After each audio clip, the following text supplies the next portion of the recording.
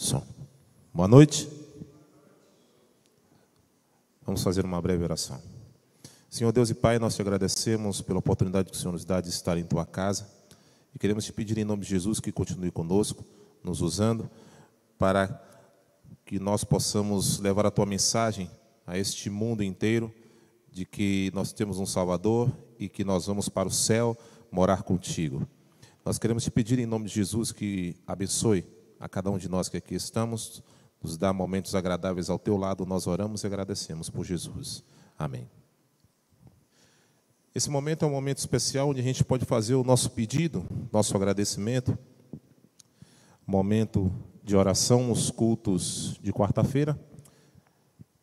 Eu queria convidar agora você que tem algum pedido especial, que deseja manifestar.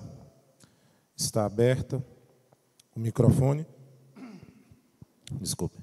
Está aberto agora o microfone para você que quer expressar nesse momento algum agradecimento ou algum pedido. Eu já vou começar, certo? Fazendo um agradecimento aqui. O nosso irmão Figueiredo, ele pediu oração nos grupos da igreja, porque ele ia fazer um procedimento cirúrgico para retirar um cisto que estava na região da orelha direita dele. E, graças a Deus, deu tudo certo, a cirurgia foi um sucesso. O irmão Figueiredo agradece as orações da igreja e pede que continue orando por ele, para que ele possa se restabelecer o quanto antes, para voltar ao convívio dos irmãos. Tá bom? Queria também pedir oração por Meirinha, a esposa do irmão Figueiredo, vai fazer um exame amanhã, ao que tudo indica, uma ressonância magnética, né, Marquinhos? Uma ressonância magnética que é um exame bem... para quem tem fobia, é complicado. E Meirinha tem um pouco de fobia com relação à ressonância, porque você entra naquela máquina, né, e faz aquela barulheira toda, e ela está pedindo para que a gente ore por ela, para que dê tudo certo nesse exame. Tá bom? Vamos orar pela nossa irmã Meirinha. Dodô, você quer fazer pedido? Quer agradecer? Venha, meu amor.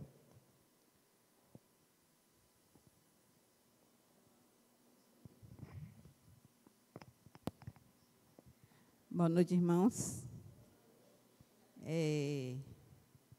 Tenho muito que agradecer a Deus, né?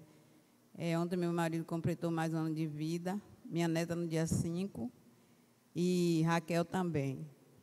E quero pedir a vocês também, agradecer a Deus pela vida, né? Pelo dom da vida que Ele dá a cada um de nós, por estarmos aqui. Quero pedir a vocês, quantos conhecem Maria José? Apelidada por Maju, ela frequentou muitos anos aqui. Vocês conhecem? Então, eu pedi a vocês, encarecidamente, que orem por ela, porque ela, há 16 anos atrás, ela teve um tumor na boca. E, graças a Deus, ela foi curada. E agora disse que foi fazer uns exames, e o médico constatou que está nascendo na mandíbula, né, que voltou. Então, ela me pediu oração, e peço a vocês também, pediu no santuário de oração também para as pessoas orarem por ela. Ela vai vir aqui para o Aristide Maltês para fazer alguns exames para constatar, né? Então, peço que vocês orem encarecidamente por ela. Ela não mora aqui, ela mora no interior. Então, peço a vocês que orem, por favor. Maria José, apelidada por Maju. Muita gente aqui conhece ela. Este é meu pedido e meu agradecimento. Boa noite a todos, a paz e a graça. Quero agradecer a Deus pelo dom da vida. E venho aqui pedir a vocês que orem por Ludmila. Amanhã ela está passando pelo procedimento de cirurgia, para que Deus esteja no comando, né? Talvez. Sei. Esse é meu pedido e agradecimento.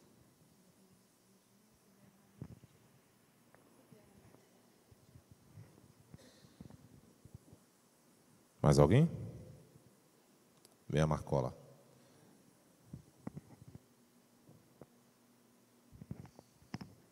Boa noite a todos.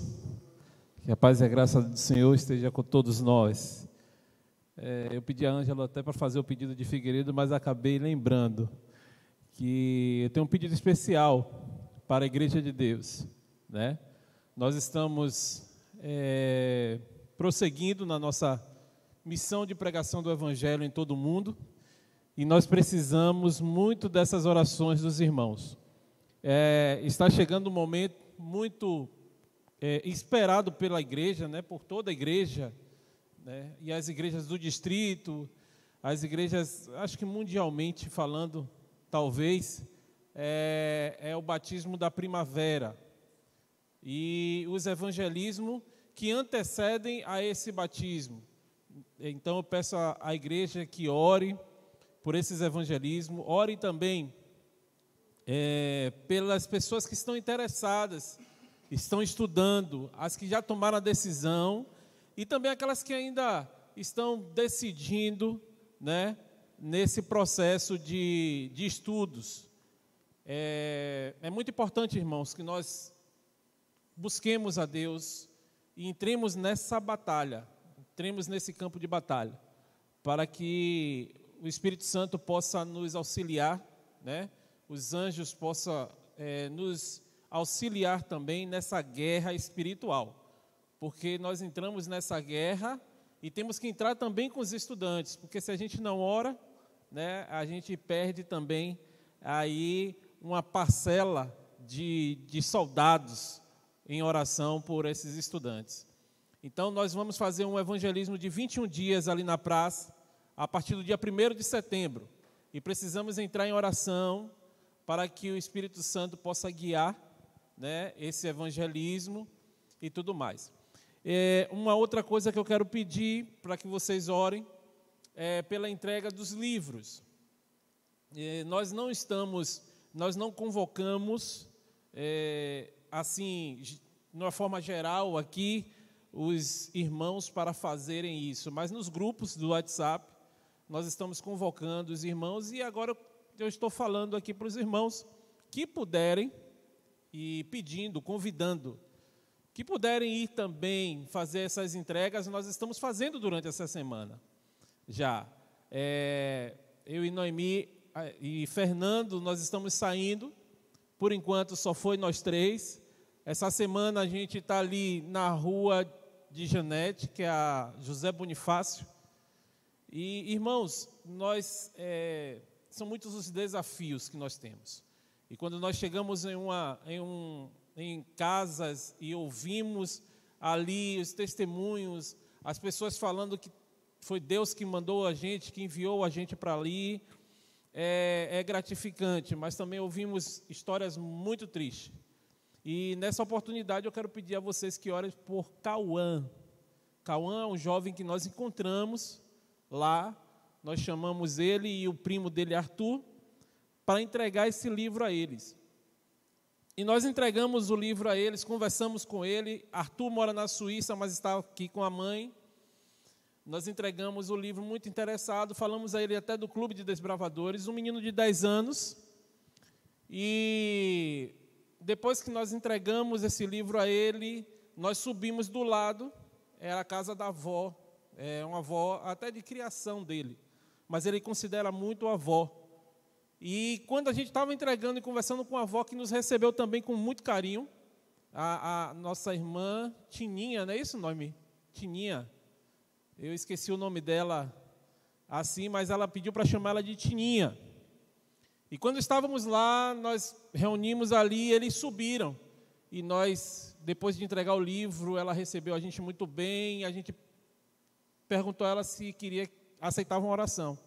E ela aceitou e perguntamos os pedidos.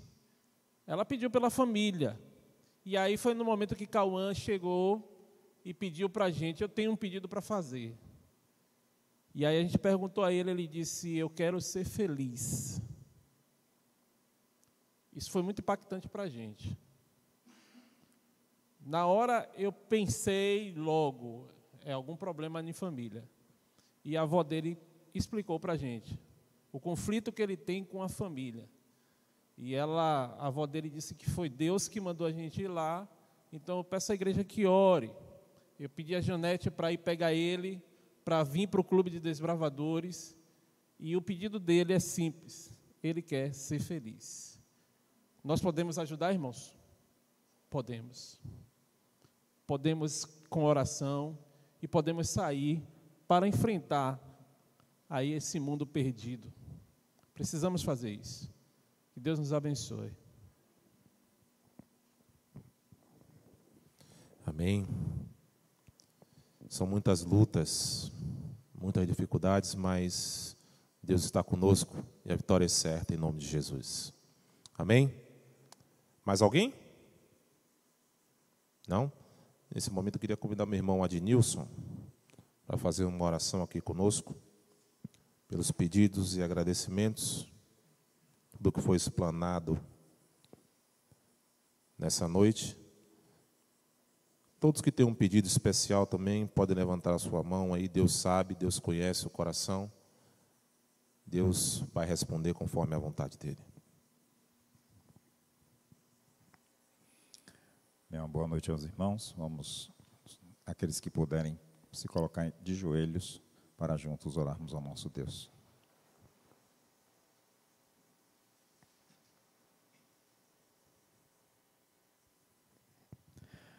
Senhor nosso Deus, Senhor nosso Pai, nessa hora nós nos colocamos de joelhos na Tua presença. E antes de qualquer coisa, Senhor, nós queremos confessar a Ti os nossos pecados, confessar, Senhor Deus, diante de Ti as nossas fraquezas, porque cremos que o Senhor é bom para nos perdoar, para não nos tratar conforme nós merecemos, mas sim conforme a riqueza da Tua misericórdia, diante da graça que o Senhor nos ofereceu por intermédio do Cristo Jesus, que um dia se manifestou nessa terra, não somente para revelar o seu caráter a nós, mas também para dar a sua vida como oferta pelo nosso pecado e derramar o seu sangue a fim de que nós pudéssemos ser purificados, lavados de todo o mal que existe dentro do nosso coração.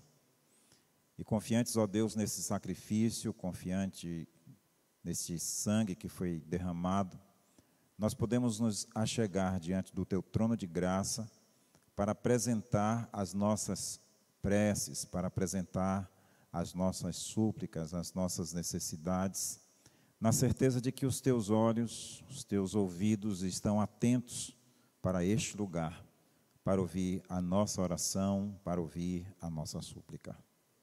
Te agradecemos, Senhor Deus, por ter a certeza do Teu cuidado, como tem sido demonstrado, especialmente como foi mencionado na vida do irmão Figueiredo, na sua cirurgia, que transcorreu de maneira tranquila e oramos pela sua recuperação.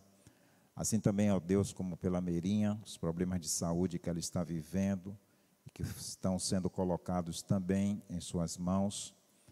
A irmã Maria José, a Maju, que foi mencionada aqui, que no passado teve um tumor grave no céu da boca e fez uma cirurgia, e agora, anos e anos depois, esse tumor volta e nós queremos colocar a Maju em Tuas mãos, Senhor Deus, para que Tu possas, em Sua bondade, tomar conta dela.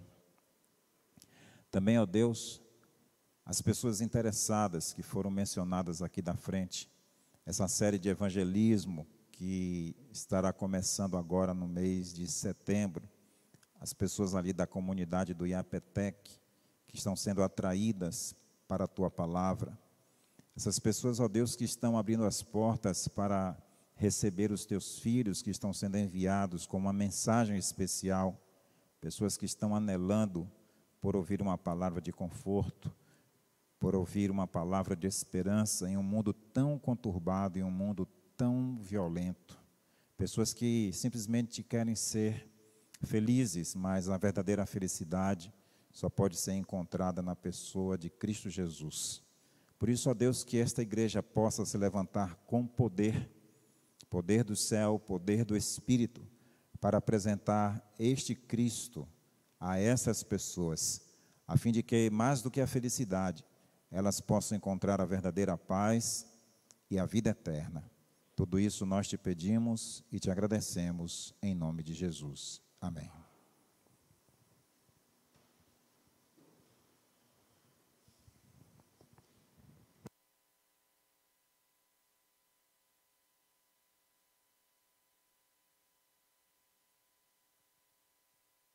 Boa noite. Boa noite, igreja. Dou as boas-vindas aos nossos visitantes, que possam se sentir à vontade. E eu gostaria de começar a mensagem de hoje falando sobre um artista, conhecido de muitos até, Michael Jackson. Acredito que todos aqui conhecem, né? Ele foi um cantor, foi um compositor, dançarino, e ele foi tão famoso que foi até apelidado de Rei do Pop. Michael Jackson gravou 350 milhões de discos vendidos pelo mundo. E em 2009, como alguns já sabem, ele faleceu.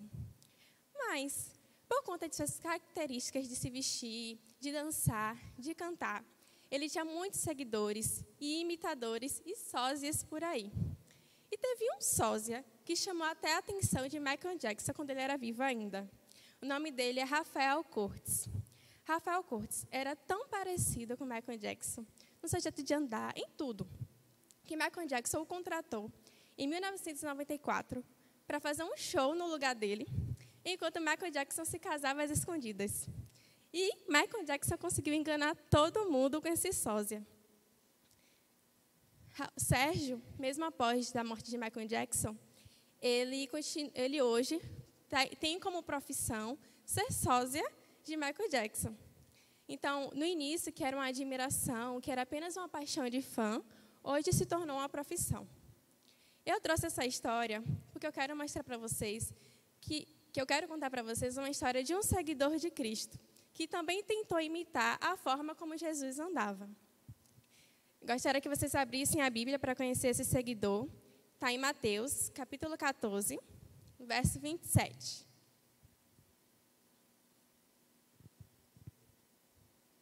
Mateus, capítulo 14, verso 27.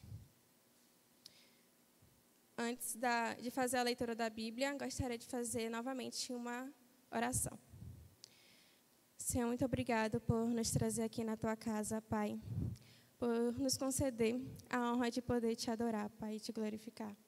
Peço nesse momento que Teu Santo Espírito esteja neste lugar e fale por mim, Pai, e que a mensagem que seja falada aqui possa tocar os corações. Em nome de Jesus, amém.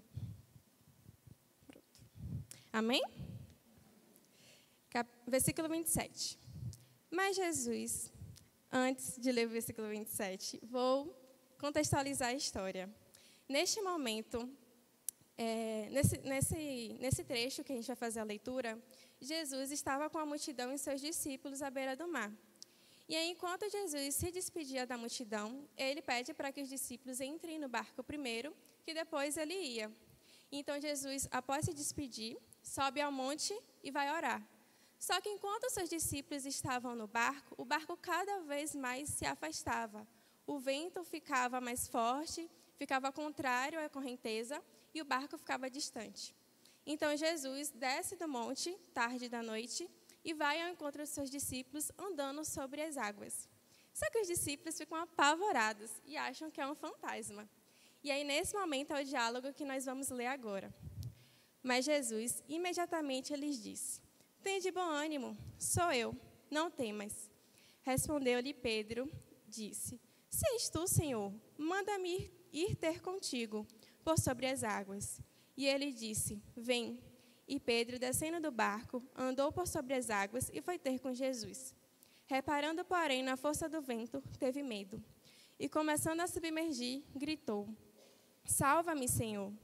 E prontamente Jesus, estendendo a mão, tomou e lhe disse: "Homem de pequena fé, por que duvidastes?"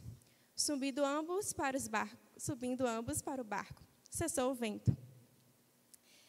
Eu fico me perguntando quando eu li essa história.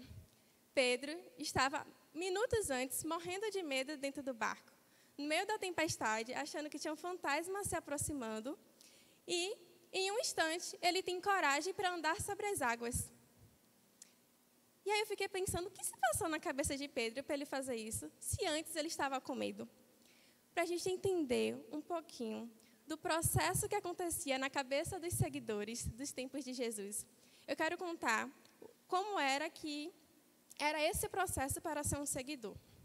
No tempo de Jesus, os meninos judeus, eles iam para as sinagogas e estudavam o Pentateuco, os 5 livros da Bíblia. E eles passavam anos estudando o Pentateuco. Aqueles que se destacavam continuavam e começavam a estudar os outros livros do Antigo Testamento, entre seus 10 e 15 anos. E aqueles que não tiveram grande destaque, voltavam para casa. E aí, depois que eles começavam o estudo dos outros livros do Antigo Testamento, eles estudavam para se tornar especialistas da lei. E cada vez mais que eles se destacavam nesse processo, eles ficavam próximos de ser seguidores dos mestres da lei. E futuramente ser um mestre da lei. Então, para você ser um seguidor do mestre da lei, era um processo difícil, em que você tinha que ser o melhor do melhor. E aqueles que não eram os melhores dos melhores e voltavam para casa, seguiam o ofício de seus pais. Eram pescadores, comerciantes, carpinteiros, entre outras profissões. E quando a gente vê Pedro era um pescador. Quando a gente vai ver ali, quando Jesus foi chamar Pedro para ser seu discípulo, ele estava à beira do mar, com a rede e seu irmão no seu trabalho, né, pescando. Então, a gente percebe que Pedro, ele não foi um dos melhores na sinagoga. Mas, nesse momento que Jesus chama ele para ser seu discípulo, Jesus mostra que ele é um mestre diferente dos outros. Porque Pedro, antes, não era seguidor de nenhum mestre. E agora Jesus vem e o chama para ser seu seguidor, sem nenhum processo seletivo. E ao invés de Jesus se preocupar em chamar os melhores dos melhores para ser seus seguidores, Jesus se preocupou em chamar homens comuns, pescadores, comerciantes. E aí eu paro para pensar, como é que Pedro se sentiu naquele momento? Porque você ser convidado a seguir um mestre é uma honra para as famílias judias antigamente. Pedro deve ter se sentido muito honrado com aquele convite de Jesus. Talvez a vida inteira Pedro havia pensado que era desqualificado, que era incapaz. Mas agora, com esse convite, tudo mudou.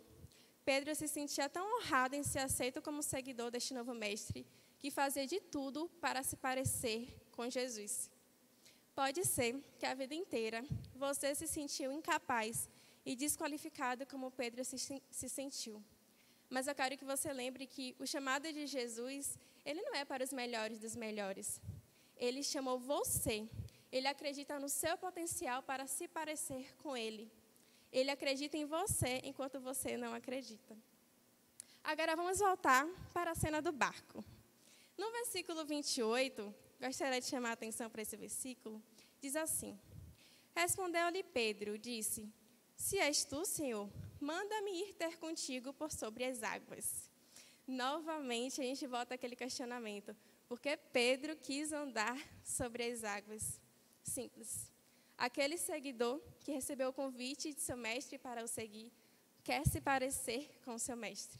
Quer fazer o que o seu mestre faz. Quer andar como o seu mestre. Pedro entendeu o que poucos haviam entendido. Que ser seguidor de Jesus é andar como ele anda. E não simplesmente esperar dentro do barco. Se Jesus orava, era preciso orar. Se Jesus gastava seu tempo lendo as Escrituras, também eu precisava ler as Escrituras. Quando Jesus te chamou, ele te chamou para ser mais do que um seguidor. Ele te chamou para ser um sósia dele. Um sósia nunca vai ser igual ao mestre, mas pode ser muito parecido. E para ser um sósia, você precisa andar como Jesus. E como é que a gente pode fazer isso? Lá fora. Lá fora temos muitas oportunidades de fazer o que Jesus fez, de andar como Jesus andou, de levar mensagem para as pessoas que estão aflitas, cuidar de enfermos e pessoas famintas. Nós temos muitas oportunidades de fazer como Jesus fez. Mas Pedro tem uma característica nesse texto que chama atenção novamente. Agora vamos para o verso 30. No verso 30, diz o seguinte: Reparando, porém, na força do vento, teve medo, e começando a submergir, gritou: Salva-me, Senhor.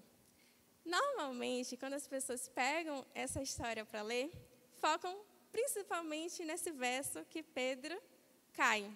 Estão andando sobre as águas e cai. Ele tem medo, olha para as adversidades que está e cai. Mas Pedro, ele é imperfeito, como eu, como você, que a todo momento caímos, pecamos, erramos. E com Pedro não seria diferente. Naquele momento, ele caiu. Mas a gente precisa entender que Jesus está sempre com a mão erguida, como esteve para Pedro, para nos reerguer. E outra coisa muito interessante, a gente volta a andar sobre o mar. Se vocês forem ver, aqui no versículo 31, diz assim: e prontamente Jesus, estendendo a mão, tomou-lhe e lhe disse: homem de pequena fé, por que duvidastes? Subindo ambos para o barco, cessou o vento. Então Jesus ergue Pedro da sua queda e novamente Pedro continua a andar pelo mar e volta para o barco com Jesus. Às vezes, irmãos, Satanás tenta colocar na nossa cabeça que quando a gente cai, acabou. Não tem mais chance, não tem mais volta, não somos mais dignos. Olha para isso. Como é que eu me digo cristão e estou errando dessa forma? Estou caindo. Poxa, eu estava lutando tanto para não pecar e pequei novamente nesse pecado. Por mais que a gente caia, Jesus está sempre com a mão erguida para nos dar uma segunda chance. Não deixem que o inimigo ache que acabou, que você precisa desistir. Muitos adolescentes, jovens principalmente, acham que no primeiro erro não tem mais como voltar atrás. Tem sim. Não tem pecado nenhum que faça você ficar tão distante de Deus desta forma para que Ele não possa te pegar novamente nos braços. Nessa história, quando Jesus está com a mão erguida, é isso que Ele quer dizer para a gente. Que Ele está neste momento, se você está em queda, se você está no chão, se você está no fundo do poço ou submerso no mar como Pedro esteve, Ele está com a mão erguida para te tirar de onde você estiver. Não tem pecado nenhum que faça você ir tão longe de Deus. Ele está aqui para te dar uma segunda chance, como deu a Pedro. E, novamente, você andar com Ele e voltá-lo a seguir. Voltar a ser seu discípulo, um seguidor de Cristo. Antes de finalizar a mensagem, eu gostaria de contar uma história. Um jovem violinista, ele estava no seu primeiro recital. Depois de muito tempo de ensaio, estava nervoso, como eu estou agora. E então ele começou a tocar e cada nota do seu violino, a plateia aplaudia e ficava alegre e feliz com aquela melodia que saía. Só que ele ficava ali, intacto. Nem parecia que tinha uma plateia enorme o aplaudindo. E aí, ele olhando para a plateia, seu olhar vai de encontro ao seu mestre. E naquele momento o mestre faz um olhar de aprovação para o seu aprendiz. Naquele momento o jovem violinista dá um sorriso e realmente sente que teve o dever cumprido. E aí eu pergunto para você, para a gente poder finalizar. Onde está o seu olhar? Está na plateia? Está no mundo? Será que sua aprovação está lá fora? É lá que você procura ser aprovado? Ou você procura ser aprovado por Jesus? Suas atitudes, você quer que se pareça com o mundo lá fora ou com o seu mestre, que devia ser o seu modelo? Porque eu acredito que aquele aprendiz, cada nota, cada técnica que ele usou, foi ensinada pelo seu mestre. E você? Cada atitude, cada fala, cada modo de agir, está pautado em que modelo? Seu mestre Jesus? Ou outra coisa que eu digo que nem pode ser seu mestre? Que hoje a gente possa sair daqui entendendo que ser seguidor de Jesus é andar com Ele, é fazer o que Ele fez, é agir como Jesus agiu. Como eu falei no início, se Jesus orava, devemos orar. Se Jesus lê a Bíblia, nós devemos ler a Bíblia. Se Jesus fazia o bem, nós devemos fazer o bem. Se Jesus congregava, devemos congregar. E por aí vai. A Bíblia está contando toda a história de Jesus, cada passo que Ele deu. Podemos ter aqui todo o modelo da vida dele para poder seguir. E se você se sentia ou se sente desqualificado, como Pedro se sentiu, ou se está passando por algum passado difícil, ou um presente difícil, Deus te trouxe uma mensagem. Em João 15:16, diz assim: não foste tu que me escolheu, mas que eu te escolhi. Jesus escolheu cada um de nós para ser seu seguidor. Não é nós que fazemos essa escolha. Ele já nos escolheu. Ele só espera que a gente tente agir como Ele. Ele já fez a escolha. E essa escolha é uma escolha que capacita. Se você se sentir, não sou capaz, eu não vou conseguir. Tem pessoas que pregam lá na frente, tem pessoas que cantam, tem pessoas que fazem tantas coisas extraordinárias. Não serei capaz de ser seguidor de Cristo. Venha do jeito que você estiver. Se você, eu não sei que talento eu tenho, venha mesmo assim seguir a Cristo. Porque Ele vai capacitar você. Ele vai mostrar para você qual é o seu dom, qual é o seu talento. Se você não sabe pregar, Ele vai te ensinar. Se você não sabe dar o estudo bíblico, Ele vai te ensinar. Se você não sabe louvar, Ele vai te ensinar. Ele vai te mostrar qual é o seu dom e o seu talento durante essa missão do Evangelho aqui nesta terra. Como mostrou a Pedro. Então, eu pergunto para vocês. Aceita o convite? Porque Jesus já te escolheu. Só falta você aceitar agora.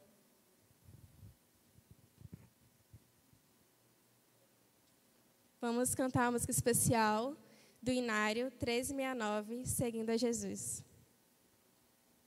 Peço que a igreja fique de pé.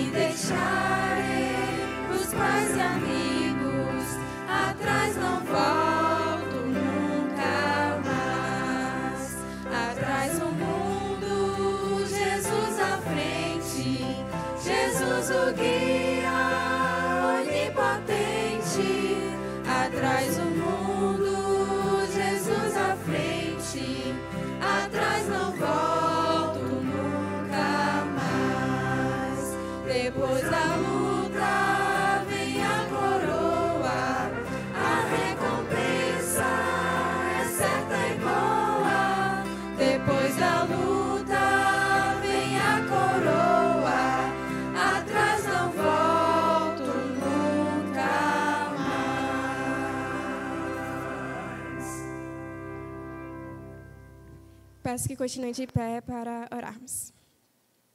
Senhor, neste momento, Pai, venho humildemente pedir a Ti que nós possamos ser como Pedro, que possamos ter vontade, ansiedade em querer Te seguir, Pai, que nós possamos buscar somente a aprovação que venha de Ti, que a gente possa a cada dia mais se dedicar, se parecer mais contigo, Pai, que o Seu caráter seja revelado em nós.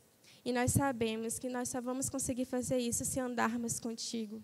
E andar contigo significa ter uma comunhão íntima e pessoal com o Senhor.